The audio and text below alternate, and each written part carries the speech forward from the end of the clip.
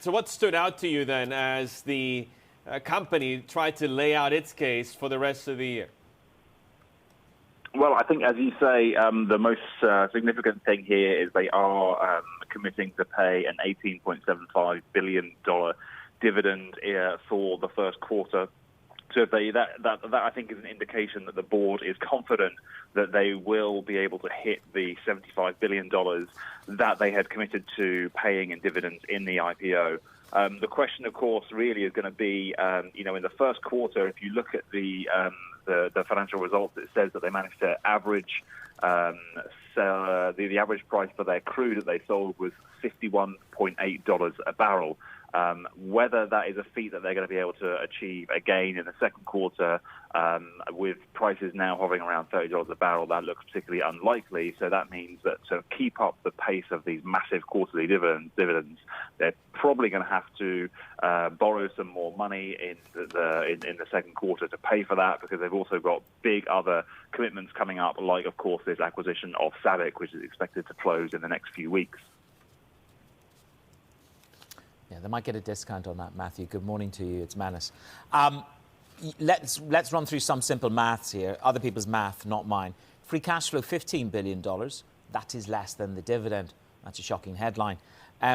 Effectively, Aramco would end up borrowing, which is not a sustainable long-term position, Alliance Bernstein's words.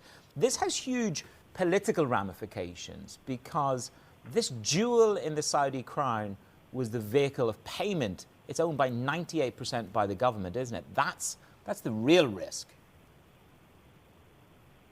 Yeah, I mean, I think, you only have to look at the announcements that came out of the finance minister earlier on this week about having to trim down some of the government spending, just to indicate how important this dividend is to the Saudi government and to the Saudi budget, which is already coming under strain.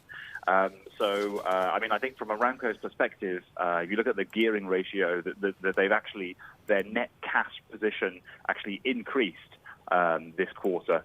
So they had even more cash sitting around unused at the end of this quarter than they did last quarter. They still have the proceeds from their $12 billion bond issue, which they did last year. That's still on the balance sheet as well. So they have plenty of scope to borrow right now. The question is, of course, going to be, as you mentioned, this is not a sustainable long-term strategy. And if you look at the other oil majors, we've seen them getting deeper and deeper into debt as they borrow to try and fund big capex programs and big dividends. Aramco's at the beginning of a similar journey, but coming in from a much stronger position. But, it's still an unsustainable path long-term. Matt, here's what I struggle with. A lot of our global investing audience, they are keen to hear from the CEO or the CFO around earnings season, get a little bit more context, be able to ask some questions. That did not happen with Saudi Aramco this quarter run. Can you tell me a little bit about how difficult it was to get access and to put in some of the Bloomberg contributions? Well, I think the company is sticking with this format, I think, where they will give media access to executives sort of twice a year around full year results. They did have a media call. This quarter, they didn't do one.